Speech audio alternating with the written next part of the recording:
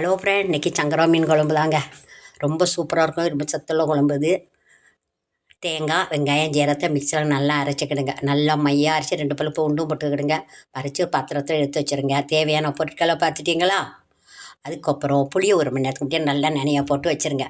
சட்டியில் எண்ணெயை ஊற்றி கடுகு, உளுத்தம் பருப்பு, வெந்தயம், கருவேப்பிலை போடுங்க. பெரிய வெங்காயத்தை நல்லா பொடிசாக அரிஞ்சு விட்டு 5-6 பல்லு பூண்டு, 1 தக்காளி பொடிசாக அரிஞ்சு போடுங்க. உப்பு போடுங்க, கல் உப்பு போடுங்க.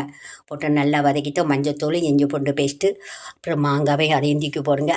3 ஸ்பூன் குழம்பு மிளகாய்த்தூள் அதையும் போட்டு கொஞ்சம் தேங்காய் தண்ணியை ஊற்றினேன். அதுக்கப்புறம் புளியையும் கரைச்சி நல்லா ஊற்றிடணும் பார்த்துக்கிடுங்க. ஊற்றிட்டு கொதிக்கும்போது அதுக்கப்புறம் 3 பச்சை மிளகாவை போடுங்க. மீனை போடுங்க. தேங்காய் அரைச்சி வச்சு இந்த பேஸ்ட்டை போடுங்க. போட்டுக்கின்னு 5 நிமிஷம் வைங்க.